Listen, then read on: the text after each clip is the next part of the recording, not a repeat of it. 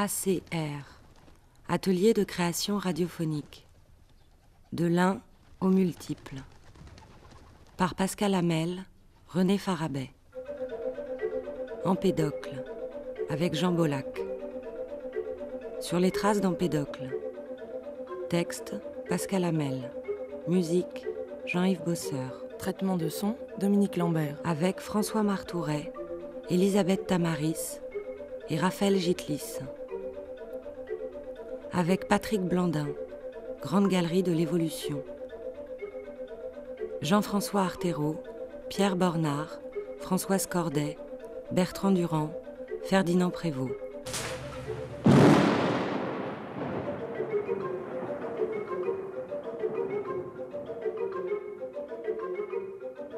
De l'un au multiple.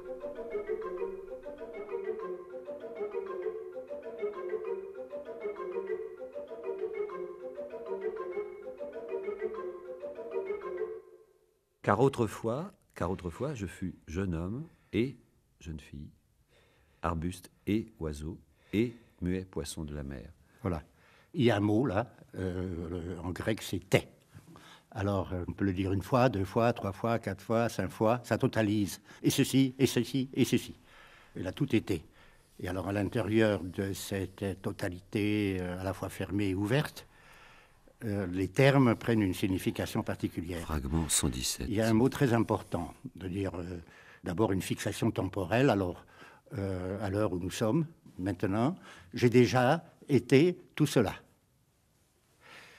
Et donc, c'est dans un récit une chose accomplie et qui est donc liée à un regard jeté en arrière. La deuxième chose, c'est qu'il y a le pronom « je ». Mais il y a plus que « je ». Il y a un « moi ». Et il y a donc une identité qui se constitue ainsi. Fragment 112. Ami qui habitait la grande ville, en surplomb de la cragasse au reflet d'or sur les hauteurs, vous qui vous adonnez à de nobles travaux, offrez à l'étranger un asile accueillant et ignorez la pauvreté, je vous salue. Me voici parmi vous comme un dieu immortel. C'était un homme, Empédocle, qui avait le sens des médias à l'époque, puisque les cathares, il a pris, un grand speaker pour les réciter à Olympie, devant le plus de monde possible, comme l'avaient fait les rhapsodes dans la tradition homérique. C'est-à-dire la culture grecque est en grande partie le fait des rhapsodes, c'est-à-dire le fait qu'il y ait eu à un certain moment une guilde de gens qui ont diffusé la culture. Et Empédocle, il refait Homère. Les cathares était quelque chose comme un projet de paix universel. On passe du philosophe de la nature, c'est-à-dire de la reconstitution d'un univers dans sa cohérence, on passe à un projet politique d'une envergure énorme. Avoir un rhapsode qui vous récite ça à Olympie, devant la Grèce rassemblée autour de ça, dans les années 40 du 5e siècle, c'est contemporain des tragiques, c'est contemporain de Sophocle, ça avait une importance colossale. Je ne suis plus mortel, et tous vous me rendez l'honneur qui me convient, m'ornant de bandelettes et me passant au cou des guirlandes de fleurs. Quand, ainsi couronné, j'effectue mon entrée dans les riches cités, des hommes et des femmes, je recueille l'hommage. Ils me suivent en foule, me demandant de leur montrer où est la voie, la poésie qu'il convient d'emprunter. Chez les pythagoriciens, Pythagore n'a pas fait de poème, mais dans la tradition pythagoricienne, qui est en partie aussi la tradition orphique. On se situe dans la possibilité de refaire sa langue, de donner un sens nouveau. Empédocle avait cette ambition, par exemple, de redire la guerre, de redire le sang. Il y a là une lutte pour une nouvelle conception de justice qui est en relation avec la théorie de la réincarnation, ou disons de cette traversée de toute la création. C'est un traité de paix universel. On reconstitue un univers qui n'a pas existé. Et on dit aux gens, il faut vivre comme ça. Ça suppose d'autres catégories. On entre là dans la sociologie des religions, je veux dire que ce sont des communautés, des gens qui choisissent de vivre selon un certain mode, comme le premier fragment des cathares, on a le fragment 112, ça part d'agrigeante, non, c'est comme ça, par cercle concentrique, on veut persuader l'humanité de vivre autrement. Certains viennent à moi pour entendre un oracle, et d'autres, affligés de maux de toute espèce, attendent de ma bouche le mot qui les guérit, car cela fait longtemps qu'il souffre de maux cruels. Fragment 21. Car c'est des éléments que sortent toutes choses. Tout ce qui a été, qui est et qui sera. C'est d'eux que les arbres ont surgi, et les hommes, et les femmes, et les bêtes, et les oiseaux, et dans l'eau les poissons. C'est que les éléments, fragment 22, le soleil et la terre, et le ciel et la mer, sont étroitement liés à leur propre partie, que loin d'eux la naissance a fait se disperser dans les êtres mortels. De la même façon, tout ce qui se ressemble s'assemble et se chérit sous la loi d'Aphrodite. Fragment 23.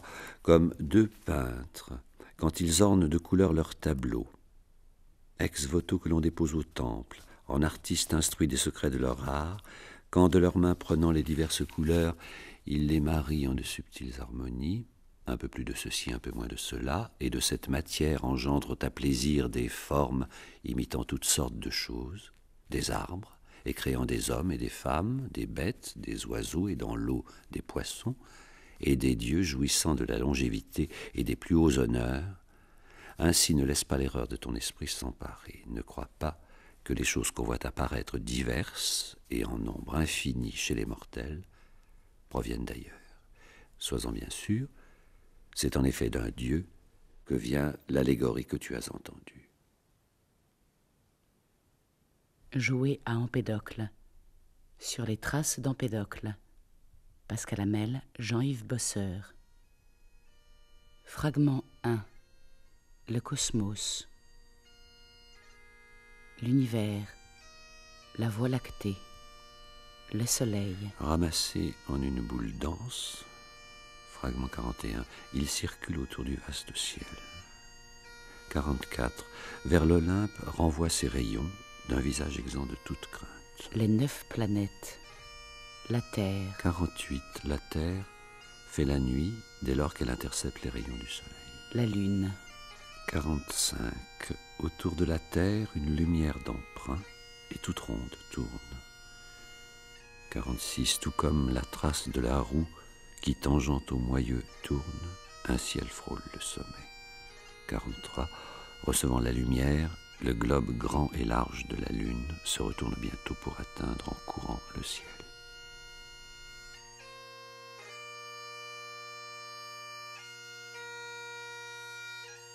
D'une intensité si opaque que nulle lueur ne s'y diffuse, ni haut, ni bas, ni avant, ni après.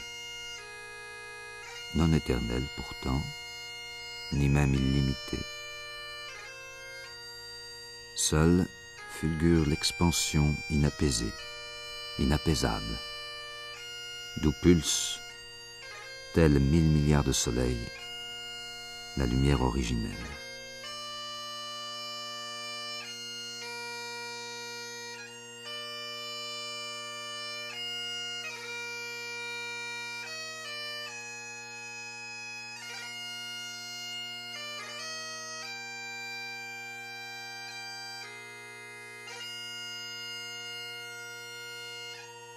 Spirale, archipel, où gravitent les points mobiles et lactescents. Brasier d'étoiles se condense jusqu'à n'être plus que cendre. Naine jaune, rouge, blanche, géante dilatée, s'égrène, explose.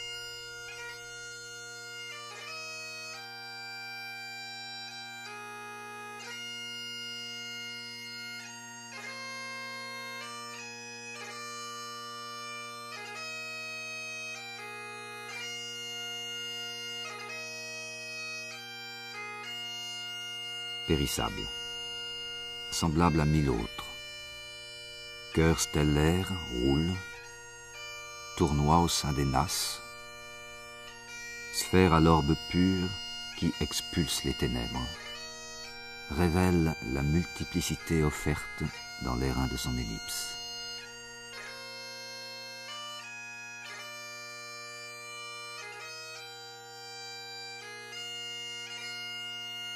Mercure, dense, jaunâtre et brûlant.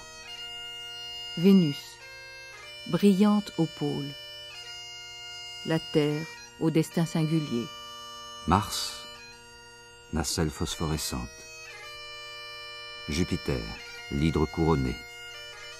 Son frère, l'étrange Saturne, annelé de glace. Uranus et Neptune, morne, froid, inaccessible. Et, si éloigné que nul rayonnement ne l'effleure, Pluton, Pluton, l'énigmatique.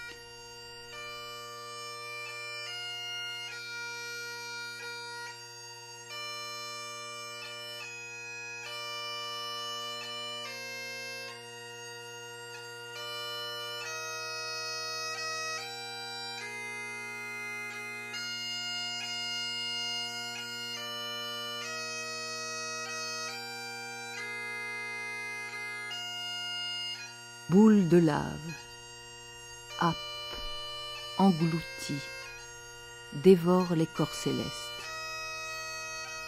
En puissant geyser, laisse s'échapper ces masses gazeuses.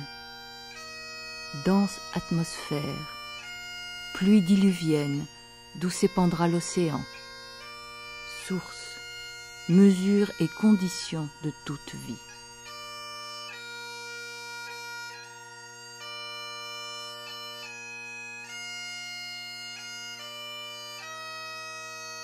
Gelée, miroitante,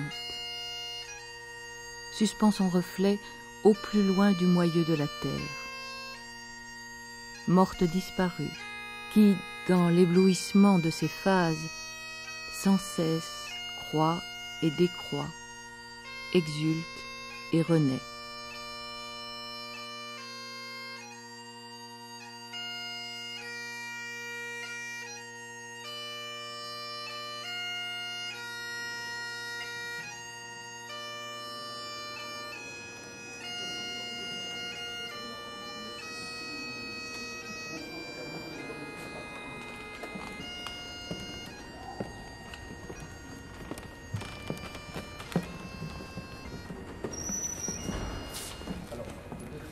Car, autrefois, Je me suis trompé, il semblait avoir vu un immense œuf d'un oiseau de Madagascar. Oui, voilà, c'est celui-ci.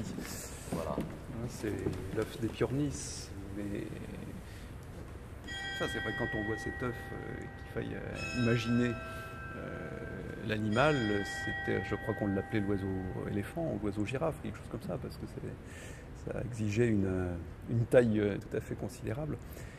Mais plus largement, la problématique de ces espèces disparues qui peuvent évoquer un rêve triste. Hein. D'ailleurs, dans cette salle, l'ambiance, je dirais, est bien trouvée. Moi, quand je rentre ici, je suis toujours ému. Donc, nous perdons beaucoup d'espèces, nous en avons perdu. C'est souvent par les actions de l'homme, volontaires ou involontaires. Et ce sont autant de mémoires de la vie, si vous voulez, qui s'en vont, qui sont irrémédiablement perdus, parce que d'un point de vue scientifique, on peut aujourd'hui explorer, comparer les espèces quand elles sont encore vivantes. On sait qu'on peut analyser leur matériel génétique, donc essayer de comprendre leur lien de parenté avec d'autres espèces actuelles et reconstituer, si possible, les histoires évolutives. Et quand on a perdu définitivement des espèces, c'est autant de souvenirs de la vie qui s'en vont. Et une grande partie des espèces actuellement disparues sont des espèces insulaires. Alors, il y a tout le rêve des îles, la beauté, tout l'imaginaire que l'on a à propos de ces milieux lointains. Et en fait, au cours de l'évolution, il s'est différencié très fréquemment des espèces strictement inféodées à telle ou telle île, que ce soit des espèces végétales ou animales. Donc des effectifs limités, souvent des espèces fragiles par rapport à des espèces continentales. Et on les a soit massacrées, soit fait disparaître par la compétition d'espèces domestiques ou sauvages introduites. Et donc c'est toute une facette de la diversité du monde vivant qui s'écroule là dans les îles. On pense aux oiseaux considérables en taille comme les Piornis de Madagascar, on pense aux dodos de l'île Maurice. mais personne ne pense aux dizaines d'espèces d'escargots spécialisés des Hawaï qui ont disparu de la même façon. C'est-à-dire que, spectaculaires ou modestes, ce sont des flores et des faunes qui s'éteignent. Vous savez, dans beaucoup d'îles, vous avez pas loin là, des tortues assez spectaculaires qui sont des mascareignes. Vous avez tortue de l'île Rodriguez, par exemple. Eh bien, ce sont les marins qui venaient, s'arrêtaient et prenaient des tortues et les emmenaient sur les bateaux parce que ce sont des bêtes résistantes. Et donc, ça faisait de la viande fraîche pour tout un temps. Et donc, ces animaux étaient prélevés. Et puis, un jour, ça a été terminé. Voilà comment ces espèces ont disparu par les pratiques des gens. Vous avez juste derrière vous quelque chose d'extraordinaire. C'est un squelette, une sorte de petite autruche, un émeu. C'est une espèce qui était inféodée à une île en bordure de l'Australie. Et là, ce sont les baleiniers qui venaient, qui faisaient halte dans ces îles et qui chassaient. Et vous avez là l'unique spécimen au monde qui nous reste de cette espèce. Car autrefois, je fus jeune homme et jeune fille, et arbuste, et oiseau, et muet poisson de mer. Alors, il y a d'abord, au lieu de dire garçon et fille, alors il dit pas homme, mais comme ce sont des démons, n'est-ce pas, ce jeu est quelqu'un qui reconstitue les virtualités de divinité, d'homme-dieu, après une chute. Il y a eu une rupture. Il y a une félicité qui a été brisée, et puis ensuite, les démons ont été lâchés, donc c'est la dispersion. Exactement comme pour le poème de la nature, où il y a eu une sphère qui s'est cassée, qui s'est pulvérisée, puis ensuite ça se reconstitue.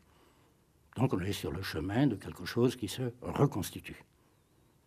Mais alors ici, c'est une conscience, disons une identité qui se constitue et qui dit « je ». Voilà.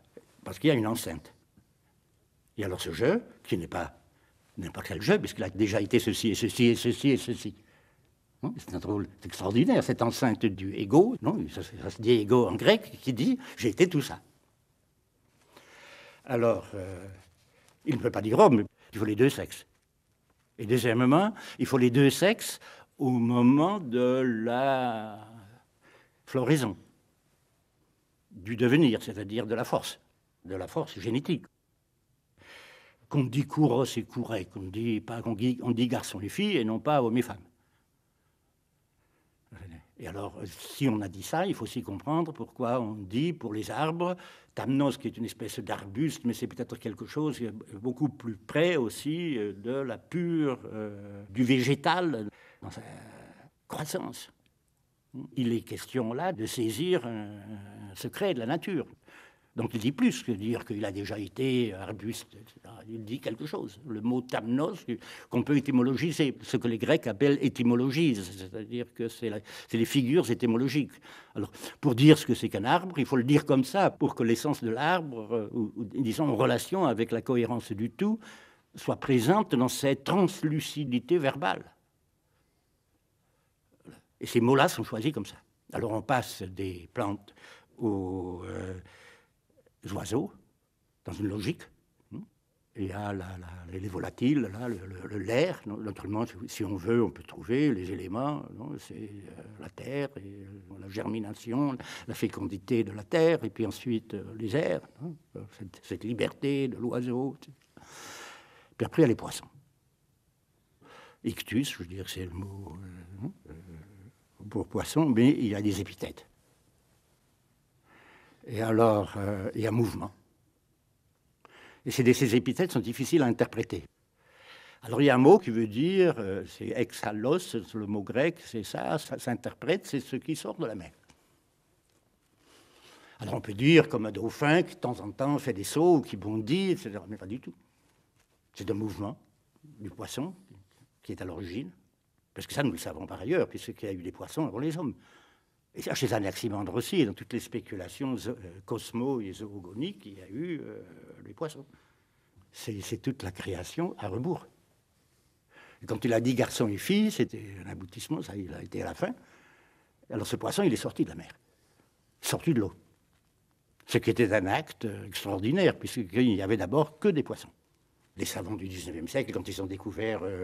non, c'était Darwin tout cuit, mais je veux dire, c'est vrai et faux tout ça. Hein.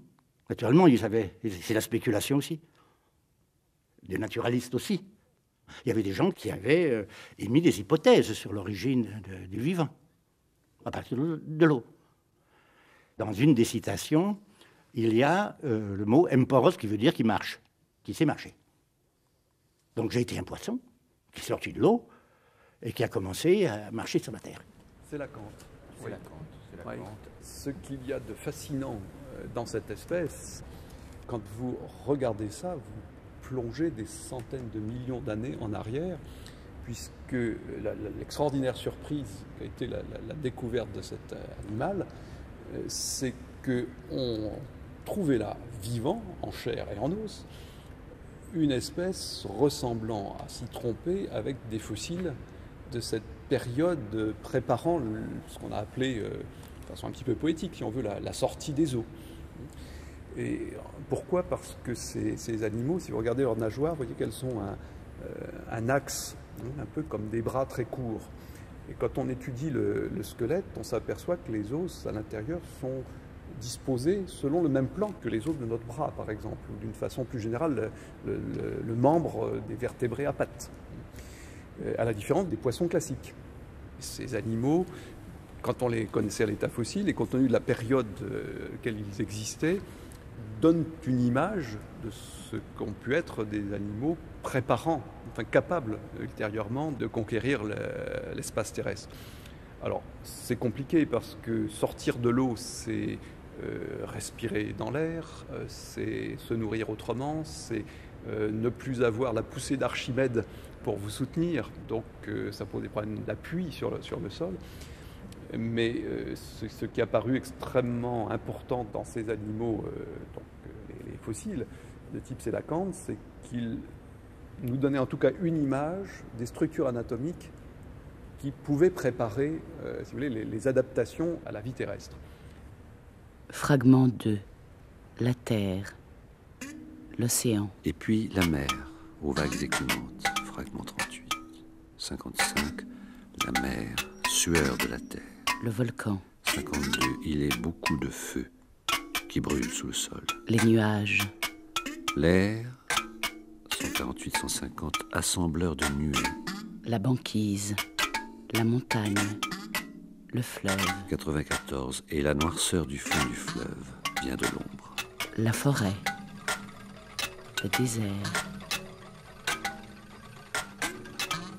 Sur la planète, à l'épiderme refroidi, ponctuelle, des bouches pâteuses, incandescentes se froncent, se subdivisent en cônes. Fleuve de feu qui se pétrifie en une variété de tufs, de pierres ponces, de cendres et de scories.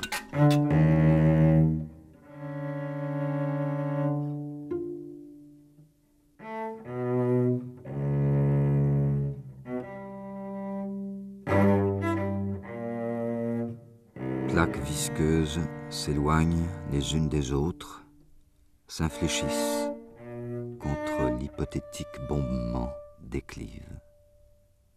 L'eau déferle, s'épand, masse fertile, opaque, que brassent continuellement les cyclones, et d'où naîtront les premières molécules.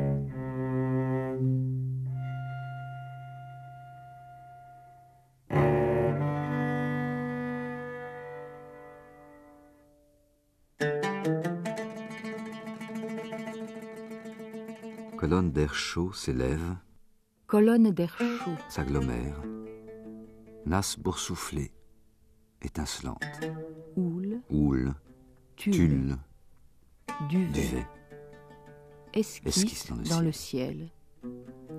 S'éploie en nuées floconneuses, qu'étage, dilaté, raréfié, le vent rapide.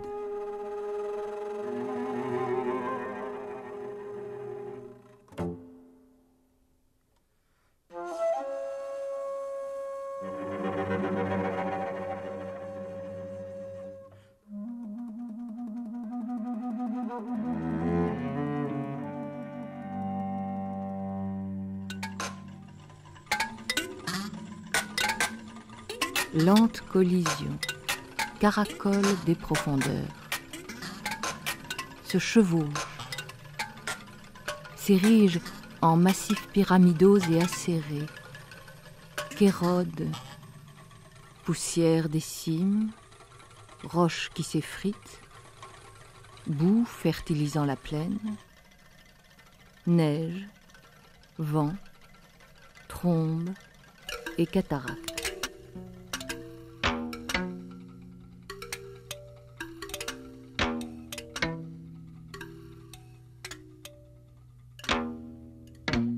Blancheur boréale, infiniment lisse et nue, d'où se détache au solstice d'été, si faible toutefois que ses rayons obliques ne parviennent guère à les fondre. Les icebergs, flotte immergée, lente mosaïque, dérivant en blocs fugitifs.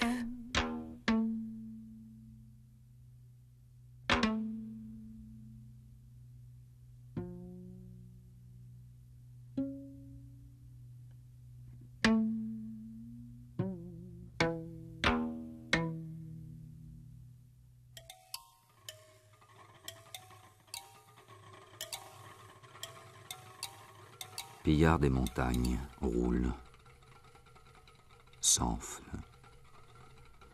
échancres plaines et berges, délite continuellement sa propre inclinaison avant de se ramifier, lent, éployé, étale, dans les eaux sablonneuses de la mer.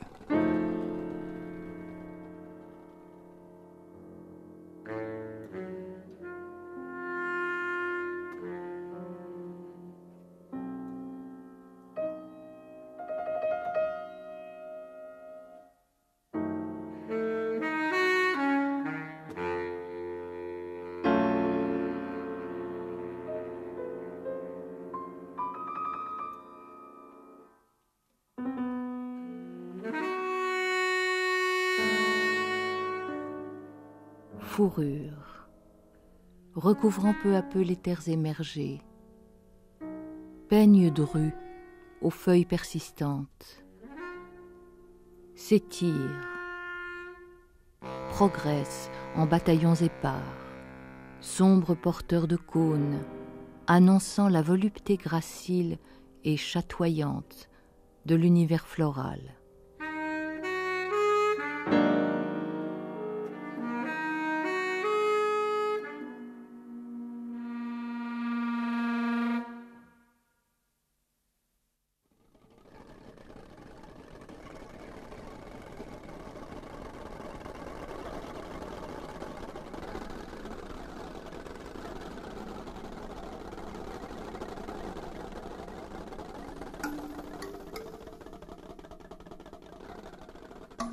Abrupt squelette géologique que cerne l'apparente monotonie de l'horizon. Ligne de crête, plateau de pierre noire, falaise, canyon, cuvette, mer de sable enfin, qui, dunes amoncelées par le vent, se déplace selon la conformation du sol.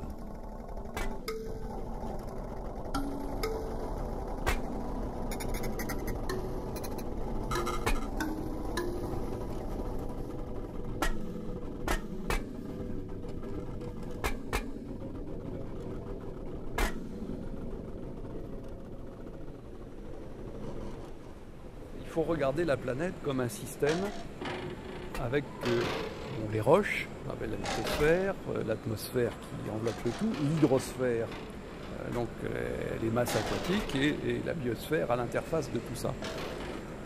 La vie, en apparaissant, en se développant, a modifié les autres composantes de la planète.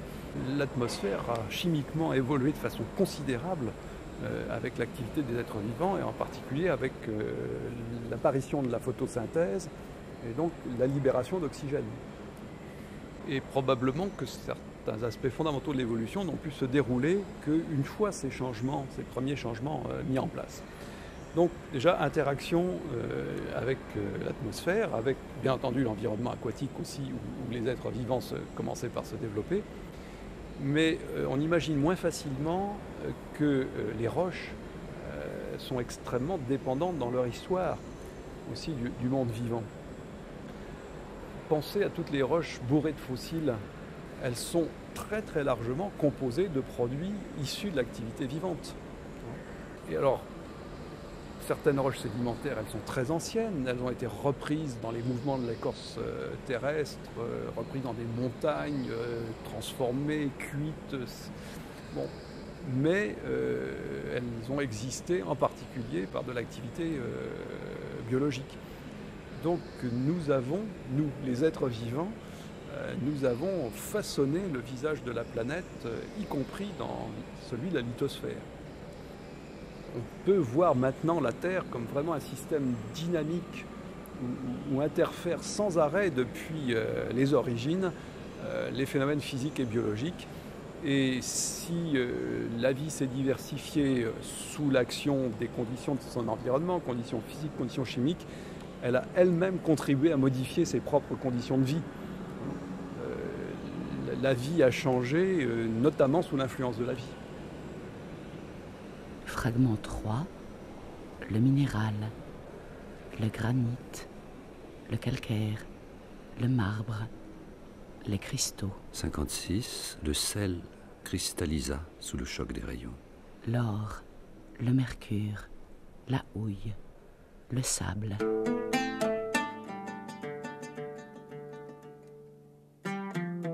Magma en fusion qui refroidit, se cristallise. Ossature des 5 continents que révélera bloc de quartz, mica disposé en lamelles ou en petits grains, la lente érosion millénaire.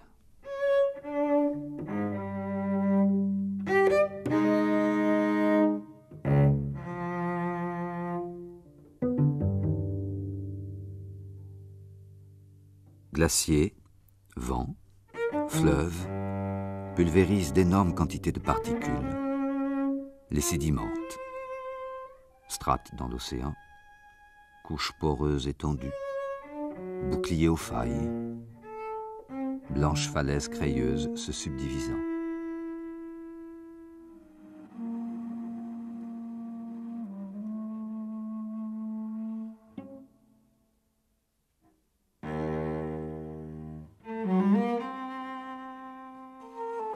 Aux confins des roches ignées et du calcaire, s'auréolent, veinés de neige, de sang, de feu, d'or, de pluie, de fleuves, de nuages ou de fumée, onde que nul durant des millénaires n'extraira de son gîte, le diapre imputrescible de sa splendeur.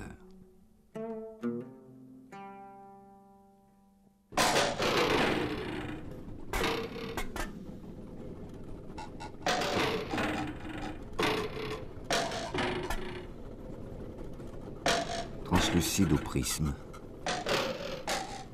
au réseau cubique, au plan réticulaire ou en aiguille, à la sphère involutée en son propre centre, naît miraculeusement rêve de pierre, des fentes de roches déjà constituées.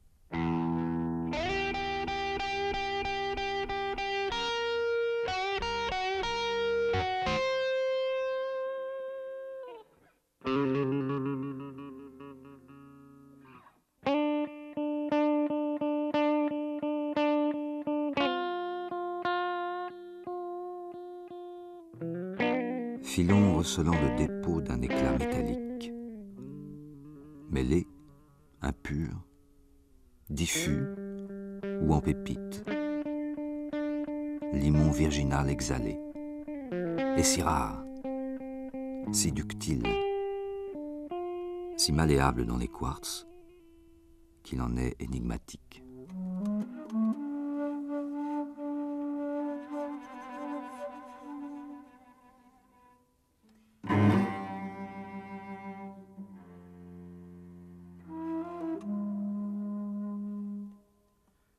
Éclair. Reflet insolite. Vif argent d'une incroyable densité. Flux léthargique. Intime sudation que distille à l'air libre le cinabre écarlate.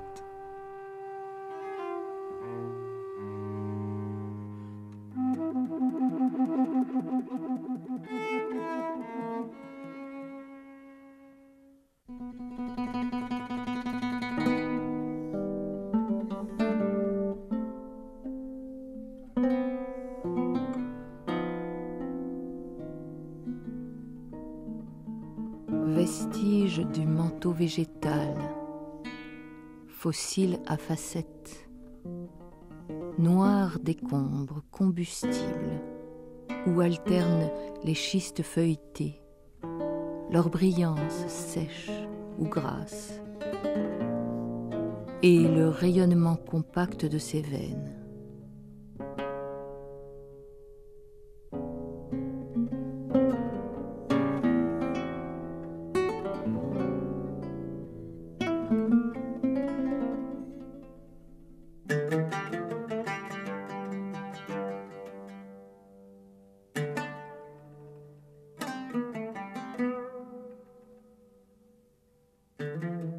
Âpre déferlante corrode les falaises.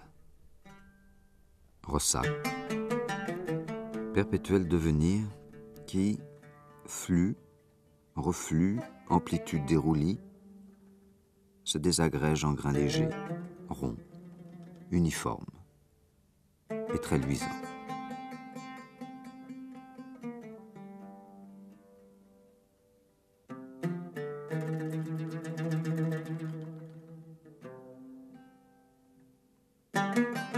Classer, c'est peut-être une tendance naturelle de notre espèce selon des critères et des objectifs qui peuvent varier. Vous pouvez classer les végétaux en comestibles ou non comestibles. Les scientifiques ont recherché des classifications aussi naturelles que possible, c'est-à-dire qui essayent de rapprocher les êtres vivants en fonction de leur degré de parenté. Et non pas en fonction, si vous classez les animaux uniquement en fonction de leur nombre de pattes, bon, c'est pas si mal, mais enfin c'est pas tout à fait rigoureux. Si vous classez les fleurs en fonction de leur nombre de pétales, ou, comme ça, vous rapprochez tout et n'importe quoi dans les mêmes ensembles.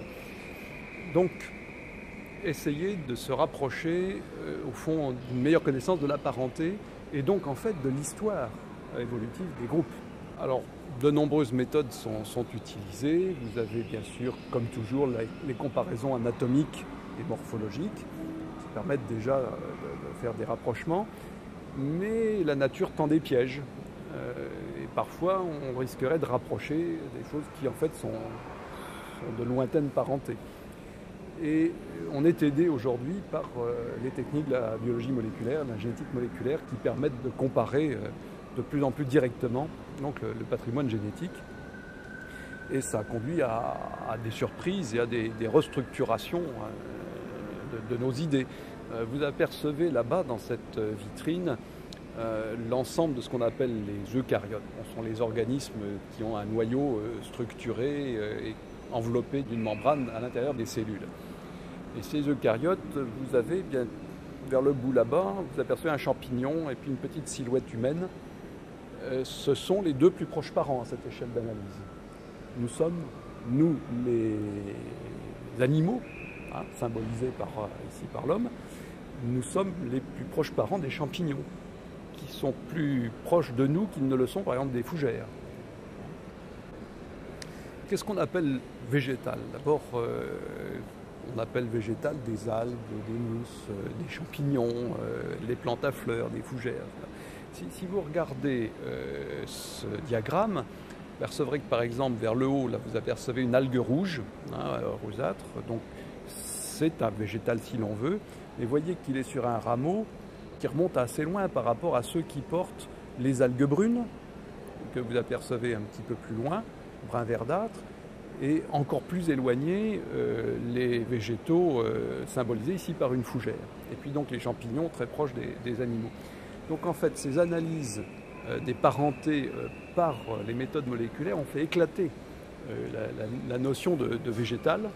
Hein, et d'ailleurs, on fait éclater à l'intérieur même des végétaux, par exemple, la notion d'algue. Alors, les limites sont finalement sur certains types de molécules qui sont en propre aux animaux, qu'on ne trouvera jamais chez les végétaux, ou en propre à telle catégorie de végétal et qu'on ne trouvera jamais chez les autres catégories de végétaux. C'est cette mécanique, si vous voulez, de qu'est-ce qu'il y a comme caractère, alors cette fois chimique en quelque sorte, en propre à une lignée et qu'on ne retrouve absolument dans aucune autre. Donc par cette analyse qui permet d'être assez rigoureuse et assez discriminante, on reconstitue comme ça les degrés de parenté. Fragment 4. Le végétal. Les algues. Les lichens. Les fougères. Le pin. Le chêne. Les arbres altiers, fragment 72. La feuille. La fleur. Le fruit. Les arbres toujours verts, 78, portant toujours des fruits.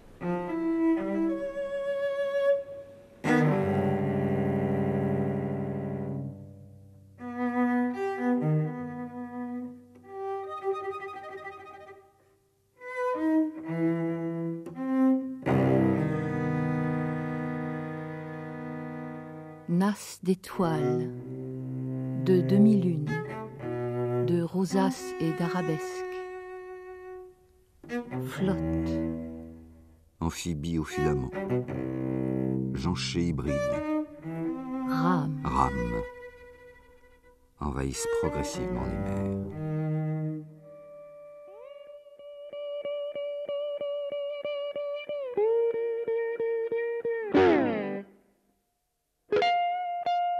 Lèpre vert de gris. Derme qui s'oriente. S'innerve. Et doux prolifère, latent, obscur entre les roches, dans les tourbes, le long des marécages, près du littoral. Le règne circonspect du végétal.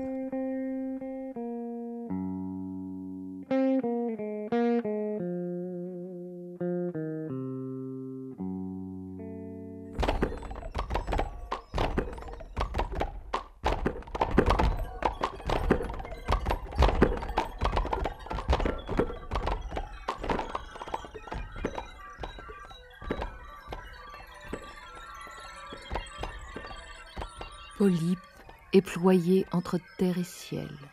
Rangs serrés, colonnes drues, spongieuses, que subdivisent spirales de crosses et de frondes, hélices d'ombelles, une constellation de lames vertes.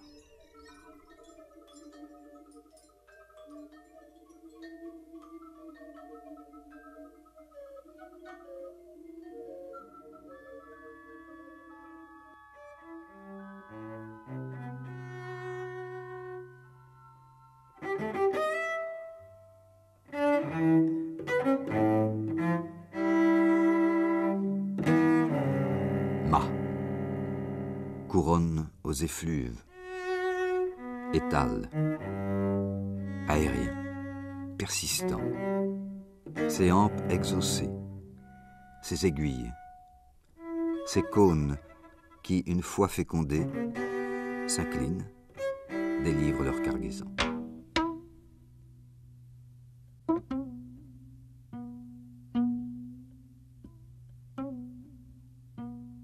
D'une lente traction s'arrache, se dresse, géant aux racines, aux flexions, aux branches tortueuses divergentes, aux feuilles, aux glands sessiles, aux chatons jaunes pelucheux et translucides.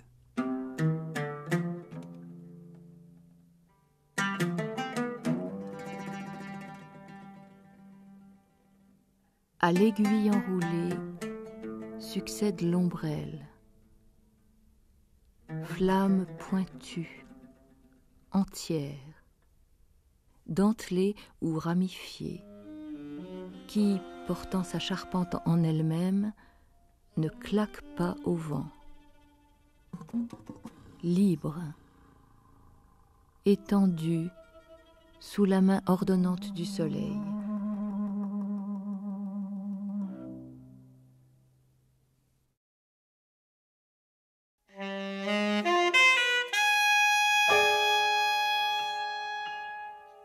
Sac à pollen, disséminé contre les pointes labiles, s'exhale.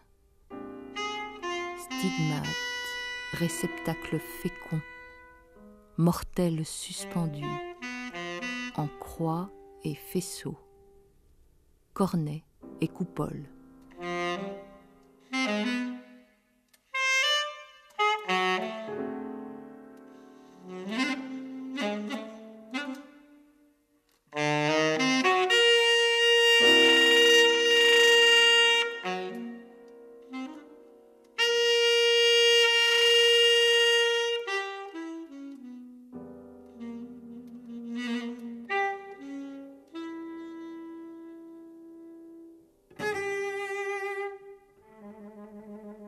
Foison sèche ou poisseuse, vermeille ou dorée, qui, l'orbe flétrie, vent, pluie, aile, trompe, élytre dispersant graines et noyaux, se propagera.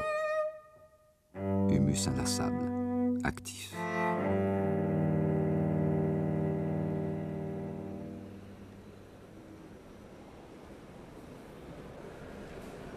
Car autrefois je fus, jeune homme et jeune fille, arbuste et oiseau. C'est-à-dire qu'au fond, on pourrait presque comprendre arbuste-oiseau. Arbuste et oiseau. Et justement ce « et » là, qui est entre les deux règnes, voilà tout d'un coup qui vacille un peu. Enfin, non ? On peut imaginer plein d'interprétations, bien sûr.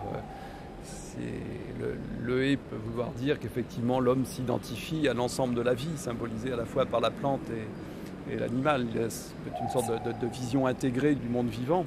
On pourrait lire ça aussi comme l'histoire des êtres vivants. Ça a été les végétaux d'abord, puis les animaux, puis nous. Est-ce qu'il avait en tête cette succession ou cette hiérarchie? Parce que les deux se mélangent aussi entre... vous savez, dans cette vision qu'on a trop souvent de l'évolution comme un progrès nécessaire, c'est vrai qu'on n'oublie pas de dire que ça se termine par l'homme sommet de la création ou de l'évolution, selon les points de vue, qui sont d'ailleurs pas forcément incompatibles. C'est pyramidal. Ouais. D'un côté, on ne peut pas projeter un concept, celui que nous avons de l'évolution. D'un autre côté, il est vrai aussi qu'Empédocle a construit son monde à partir de phases, qui sont quelque chose comme le monde était fait encore comme ça, il n'y avait pas encore de terre, je veux dire que tout était submergé, comme ça. Alors c'est quelque chose comme une évolution, même à l'intérieur d'un monde fermé. Il y a quelque chose comme une construction dans le temps, et donc une réflexion sur la temporalité qui ne s'achève qu'à la fin. Et donc il y a une histoire, il y a quelque chose, on construit une histoire, et qui est mythique si l'on veut pour nous, mais qui par rapport aux mythes avec lesquels il vivait, était démythifiant, parce que rationalisé. Alors, il y a un troisième aspect, c'est fermé, et ça ne veut pas dire que ce ne soit pas ouvert. C'est fermé, puisqu'il y a la sphère qui éclate, et puis ensuite, toute cette évolution n'est que la reconstitution d'un passé harmonieux, et que le monde tend, parce que chez Empédocle, l'idée essentielle, c'est ça. C'est ce qu'il appelle l'amour, c'est d'un bien qui se reconstitue. Et qui doit triompher, puis il faut collaborer. S'il dit j'ai été ceci et ceci et ceci et ceci, c'est pour que mon mouvement soit un mouvement total, de paix universelle.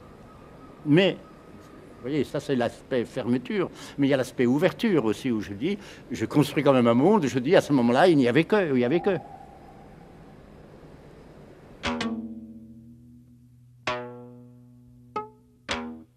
Fragment 5. Les invertébrés, la méduse, l'huître. 76. Tel est le cas du dos pesant des coquillages qui habitent la mer, et tels sont les buccins, tout caparaçonnés de pierres, et les tortues. Chez eux, tu peux le voir, la terre forme croûte. La pieuvre, le crabe, le scarabée, l'abeille, le papillon, l'araignée.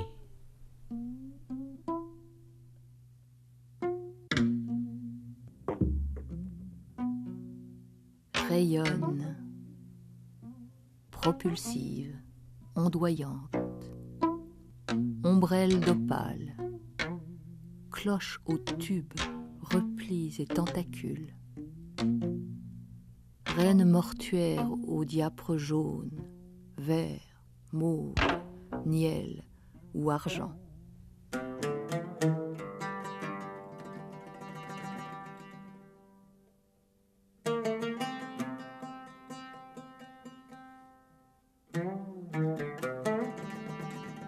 Molle, asymétrique, secrétant une double valve rocailleuse. De ses lamelles vibratiles provoque un fort courant en son sein. Grain serti de nacre, sphère dure et brillante, sarcophage de lumière irisée.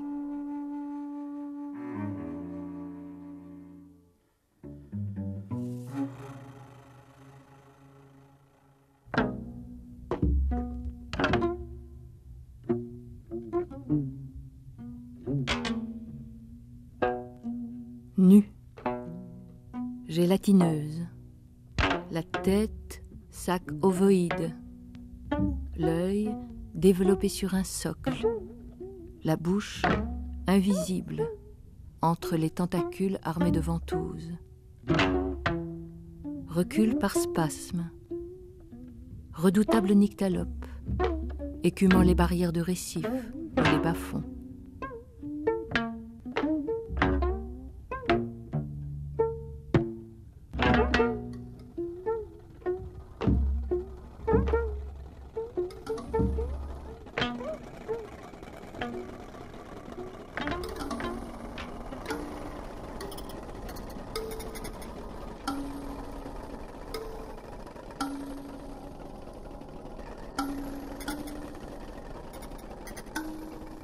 Seigneur caparaçonné, que barde une paire de fortes tenailles et 10 fines articulées.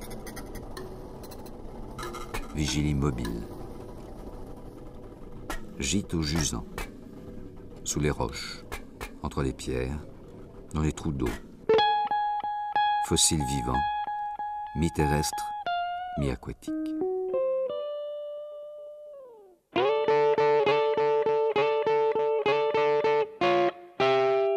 Solitaire herculéen, carapace d'ébène, mandibules qui palpent et saisissent, fouissent et broient, roule, modèle son butin excrémentiel, l'imprègne de salive avant de s'en nourrir ou y pondre l'œuf vénéré.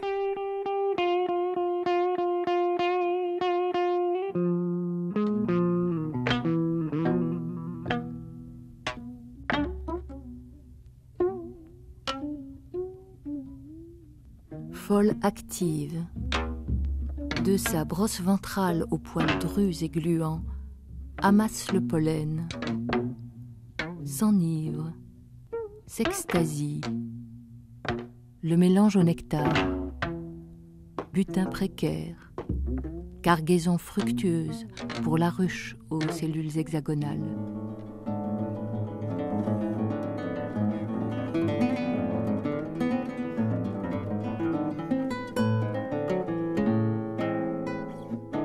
De l'œuf croît la chenille vorace qu'enrobe un fourreau diaphane. Nymphe céleste. Miracle éphémère aux ailes constellées de motifs, moire, iris tacheté, paillettes de jaspe ou de mica, de cendre ou de neige.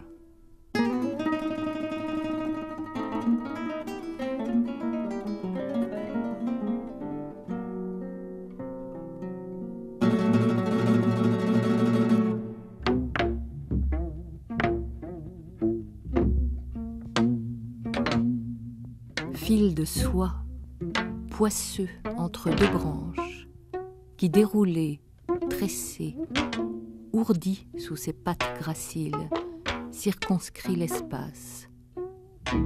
Trame à la spire au centre de laquelle, vénéneuse, carnassière, elle trône.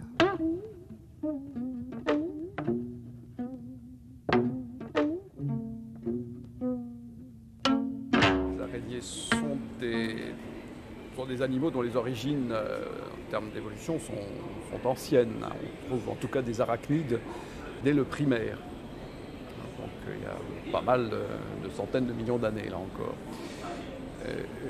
Les araignées sont des bêtes dont sont toutes des prédateurs, mais qui sont des prédateurs selon des modalités très très variées. Que ce soit avec les toiles, il y a des quantités de sortes de toiles différentes, c'est tout à fait intéressant, ou alors des chasseresses, ou d'autres qui se tiennent à l'affût. Enfin, il y a des techniques de chasse. Un exemple assez extraordinaire, ce sont des araignées d'une famille qu'on appelle les dinopidés. Bon, ça veut dire en gros de gros yeux. Et elles se tiennent suspendues par les pattes dans les arbres de certaines forêts tropicales, et avec les pattes antérieures tendues, et entre les pattes une petite toile, comme un petit filet. Et quand un insecte passe à portée, hop, elle l'attrape avec ce petit filet. C'est extraordinaire. Et alors, ce sont effectivement des animaux qui ont des yeux, probablement une très très grande précision. Et quand on les regarde de face, vous avez deux yeux énormes, comme ça, comme deux gros phares, qui vous regardent étrangement, parce que ce sont des regards fixes. Il n'y a pas de mobilité comme chez nous. Et donc, c'est assez impressionnant. Je trouve que c'est pas très grand. Mais vous imaginez à la fois c'est quand même une tactique assez rigolote de chasse, et puis tout ce que ça suppose finalement de raffinement fonctionnel dans la coordination des mouvements, dans l'intégration nerveuse de la vision et de la commande des muscles et des actes. Et on constate que l'araignée consomme sa toile chaque jour, et elle la refait ensuite. Et donc quand elle ingère et redigère sa toile, elle réingère tous les tout petits insectes qui ont pu se coller dessus, et pas seulement les quelques gros qu'elle a pu prendre dans la journée. Que signifie la régularité de la maille par rapport à ça? Le mystère reste encore entier. Ce qui conduit au bonheur, je veux dire, c'est la science. C'est de la science. C'est de savoir comment les choses sont faites, pour ne pas les détruire. C'est cognitif, c'est-à-dire que cette lutte contre la destruction, l'arme principale contre la destruction dans des systèmes comme Empédocle, c'est de savoir comment les choses sont faites. Et ce qui est dans le poisson est déjà homme. Et ce qui est dans l'oiseau est homme. Et les oiseaux avec lesquels les augures construisaient un avenir prophétique, un avenir tragique. C'est une autre domination, la destinée. Une construction de la destinée tout à fait différente. Alors ça, là, il y a un contexte culturel que j'esquisse ici. Car autrefois, je fus jeune homme et jeune fille, et arbuste, et oiseau, et muet poisson de mer. Fragment 100. Voici donc la façon dont tous les animaux inspirent et expirent, car ils sont tous munis de tuyaux faits de chair, contenant peu de sang, et partout répandus dans l'espace du corps.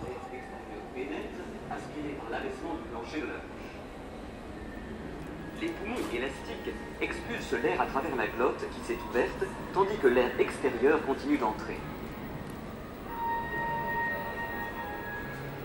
La bouche se ferme, le poisson s'enfonce, l'air est refoulé sous la poussée des os pectoraux et... Comme une enfant qui joue avec une clepsydre au bronze étincelant, quand elle vient plaquer contre sa jolie main l'extrémité du col et plonge l'appareil dans le molle élément aux reflets argentés, aucune goutte d'eau ne rentre en l'appareil.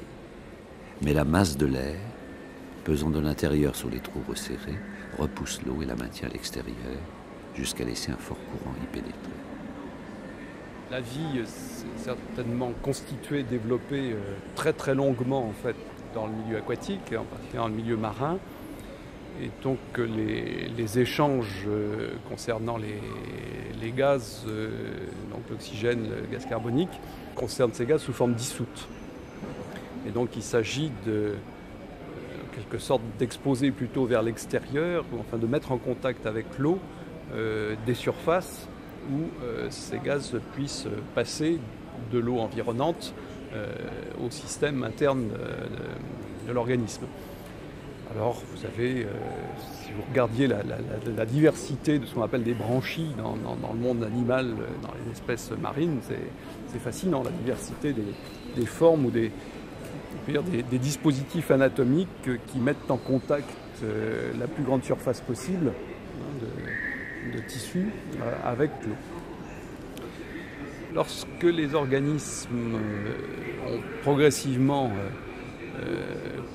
conquis l'espace aérien, enfin le milieu terrestre, il y avait un certain nombre de contraintes à l'environnement qui supposaient des préadaptations suffisantes pour pouvoir voir aussi bien chez les végétaux que chez les animaux des populations commencer à coloniser l'espace terrestre.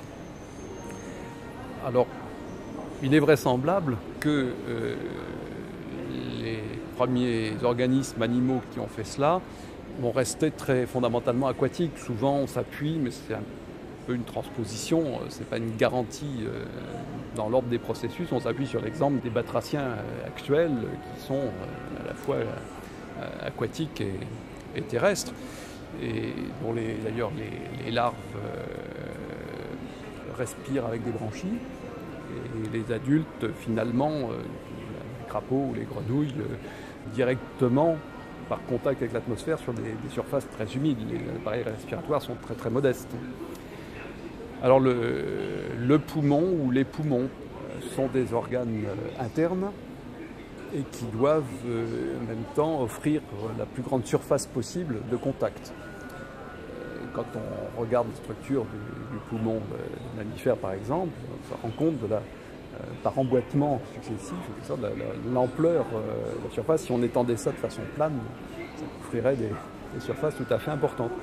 Mais vous avez, si j'ose dire, d'autres solutions qui ont été trouvées dans le règne animal. Chez les insectes, par exemple, vous avez tout un système de tuyauterie, en quelque sorte, qui prend son origine donc, sur des petites ouvertures externes à la surface du corps et qui conduisent l'air jusque dans les tissus, donc en se multipliant en dichotomies successives. Ou bien chez les araignées, vous avez on appelle ça des poumons, mais ça n'a pas du tout la même signification anatomique bien sûr que chez les vertébrés. Vous avez encore là des organes internes qui démultiplient les surfaces à l'intérieur pour que le contact puisse se faire largement. Fragment 6. Les vertébrés. Poissons, batraciens, cétacés, reptiles, oiseaux. L'hippocampe. Le maquereau. 74. La foule inculte des poissons. La baleine. 72. Les poissons des profondeurs salées. La grenouille. Le crocodile. Le boa. Les goélands. Cheveux, feuilles et drus plumage des oiseaux. Écailles revêtant des membres vigoureux. 82. Sont une même chose. L'aigle. Le merle. Le héron.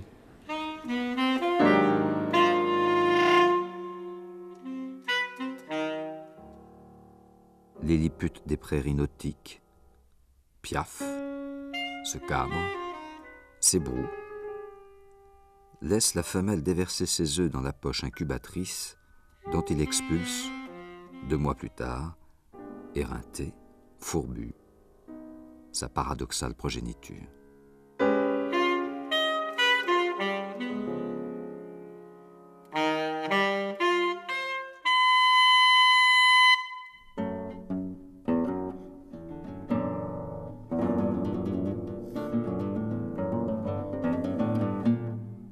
Galbe de nacre carénée d'infimes bardeaux. Éclair souple, aux rayures transversales et aux reflets bleu-vert. Fend l'onde. Migrateur aux nageoires, fuseau rapide, dynamique.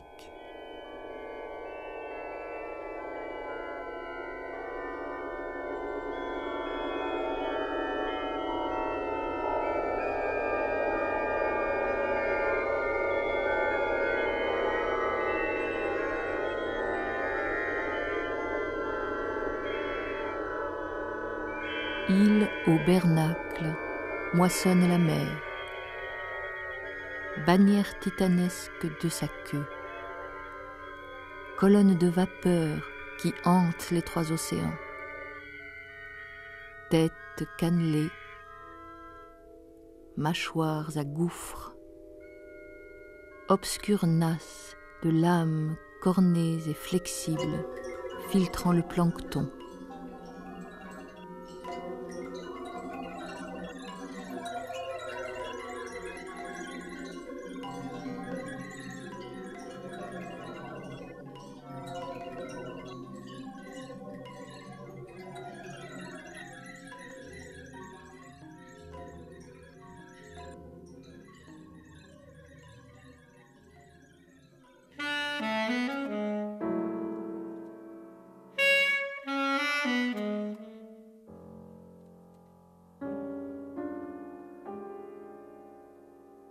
Amphibie aux multiples destins.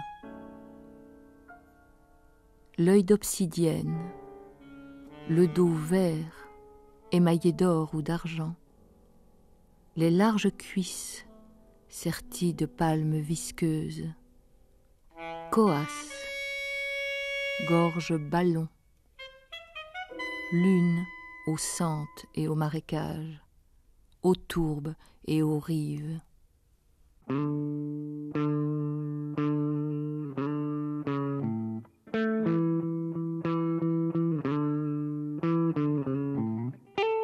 Unique rescapé des grands reptiles.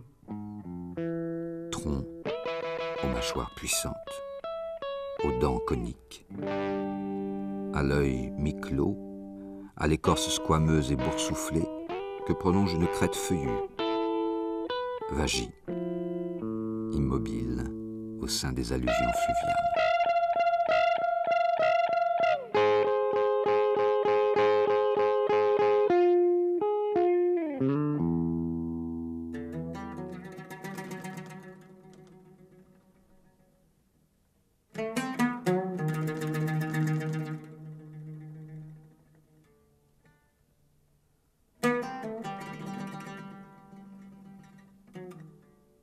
Bifide, sans venin, constricteur aux 1000 vertèbres,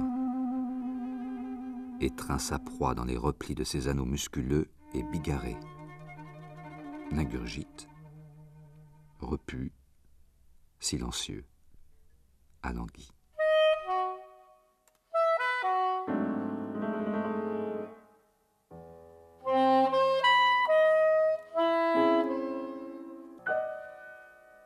Multiplicité légère. Multiplicité légère. Qui, d'un mouvement imperceptible de l'aile, rectifie l'inclinaison entière de son vol. Nef duveteuse ou gris-argent que gréent les vents du ciel. Voilure dans la lente circularité éblouissante de leurs intervalles.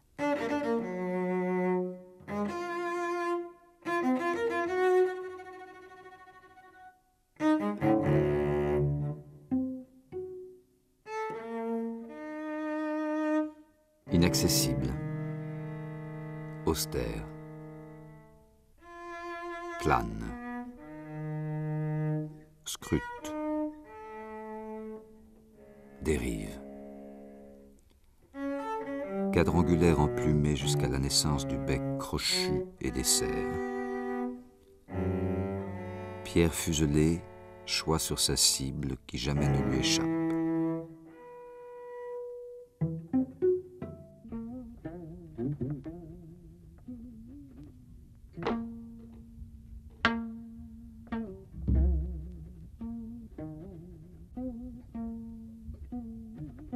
Funèbre, étoilé, sur les plus hautes branches, lance, l'orbe qui scintille, le bec jaune à peine entrouvert, ses trilles continuelles, épanchement flûté de notes verticales.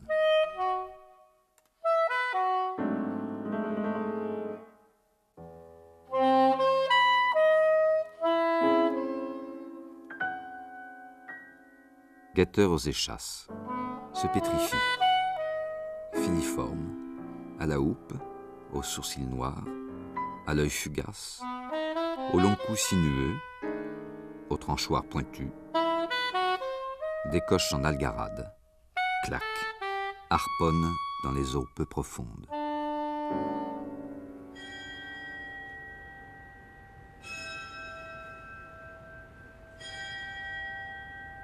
Fragment 115. Une longue vie qui n'en finit jamais. Il se voit condamné à une longue errance, bien loin des bienheureux. 30 000 saisons doivent renaître encore sous de multiples formes d'êtres mortels, lesquels doivent en tous sens parcourir les chemins pénibles de la vie. La force de l'éther, en effet, les repousse vers la mer, et la mer les recrache au rivage de la terre, et la terre aux rayons scintillants du soleil, et le soleil les lance au tourbillon de l'éther, et chacun de l'autre les reçoit. Mais tous, ils les détestent. Pour ma part, à présent je suis un de ceux-là. Je suis un exilé de Dieu et un errant. Fragment 7. Les mammifères, le castor, le lynx, l'ours, le morse, les loups, le cerf, le kangourou, l'hippopotame, la girafe, le lion. 77. Et s'il leur est échu une forme animale, ils deviennent des lions, vivant dans les montagnes et couchant sur le sol. L'éléphant, l'orang-outan,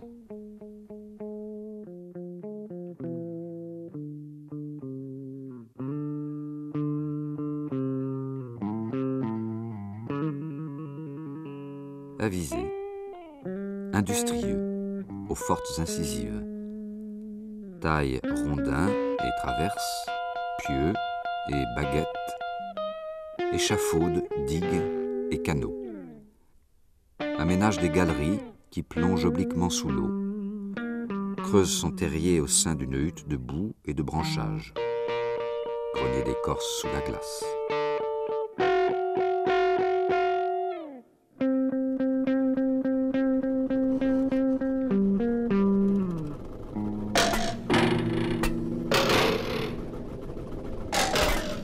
Tueur, à la flamme, aux favoris, aux crocs et aux griffes.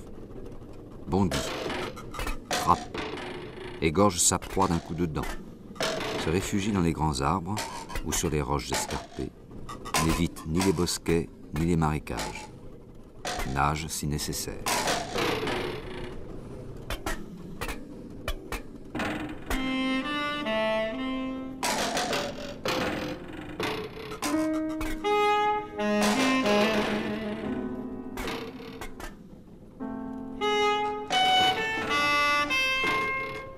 Débonnaire, à la rêche toison brune, émerge de sa tanière, renifle, dos de lit, colosse planté à même le sol. De ses griffes charbonneuses cueille les pousses, les fruits, les larves et le miel des abeilles sauvages.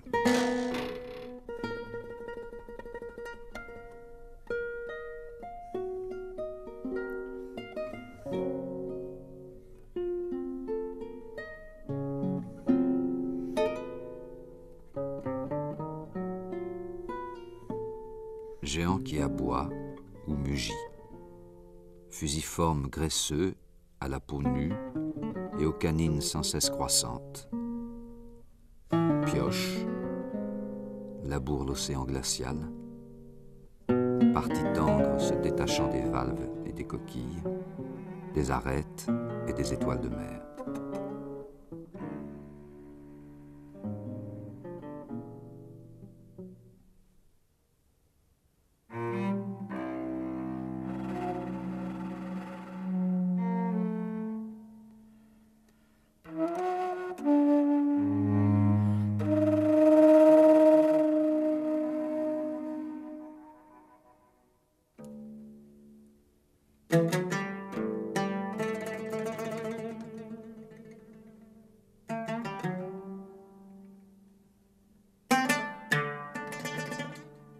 Meute patiente, continue, qui hurle et qui glapit. Mufle, croc, langue, poursuite de longue haleine, cerne le gibier, l'épuise, l'assaille de toutes parts, curé attribué selon le rang de chacun.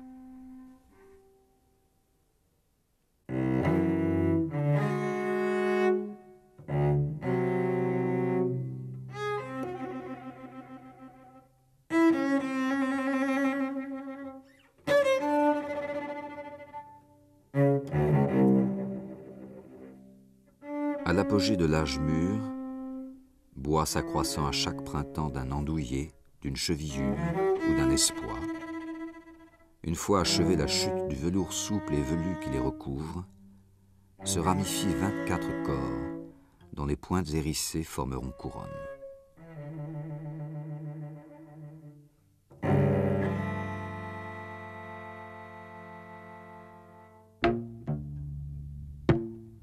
Fantasque, insolite dans la savane herbue. Le gouvernail est filé entre les pattes longues et robustes, la ligne du dos ondoyante, les oreilles venteuses, le doux museau humide. Ricoche, parallèle à la surface du sol.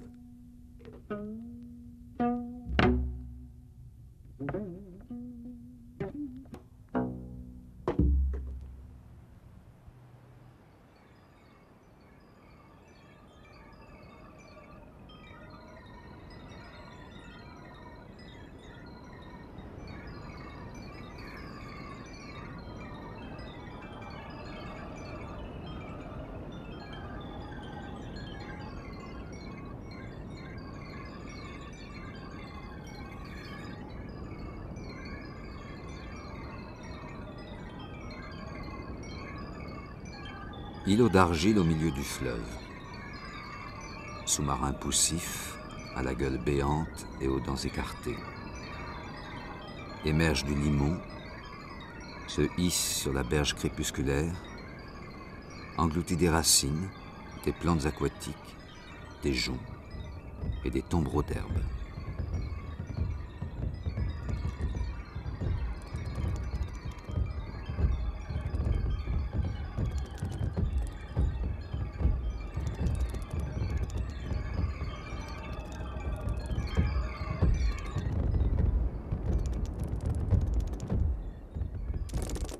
Deux doigts de corne, que prolonge, fine diagonale réticulée, utopie placide.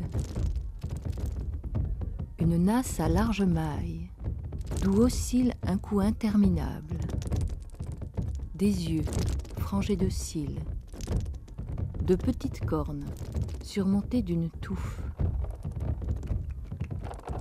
Muette, élégante. Suspendue à 6 mètres du sol.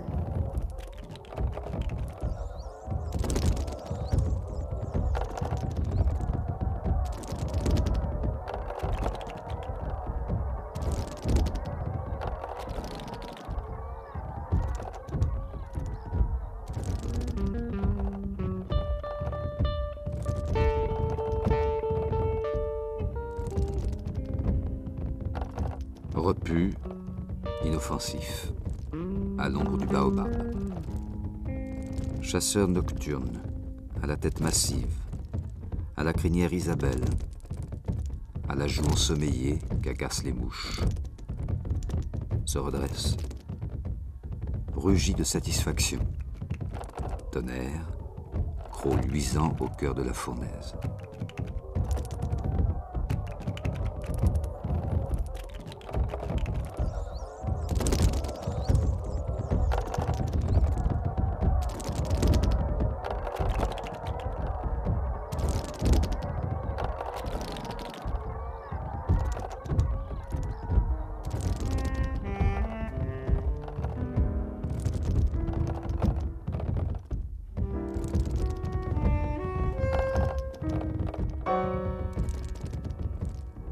Montagne pierreuse qui barille ou ventile, qui flaire ou cueille, renverse sa trompe puissante entre ses longues courbes d'ivoire, s'asperge du fleuve, rigole boueuse contre sa peau fossile.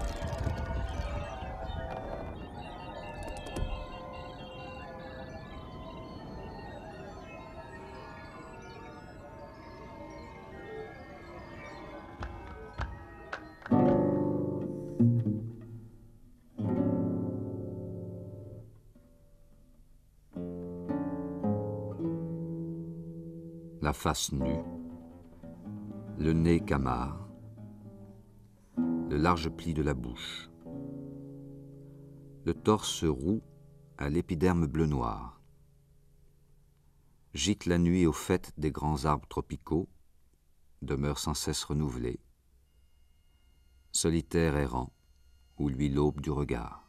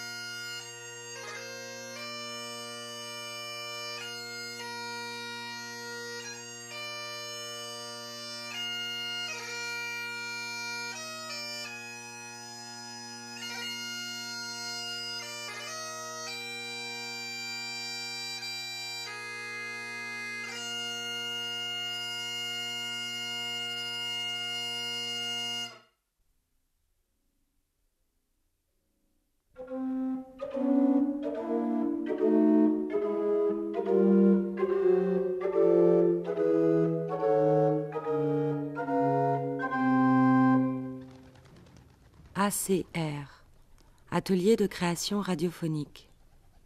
De l'un au multiple. Par Pascal Hamel, René Farabet. Empédocle, avec Jean Bollack. Sur les traces d'Empédocle. Texte, Pascal Hamel. Musique, Jean-Yves Bosseur. Traitement de son, Dominique Lambert. Avec François Martouret, Elisabeth Tamaris et Raphaël Gitlis. Avec Patrick Blandin, Grande Galerie de l'Évolution.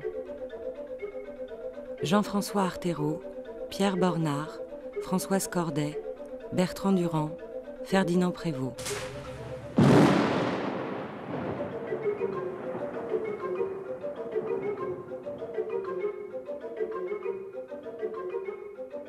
De l'un au multiple.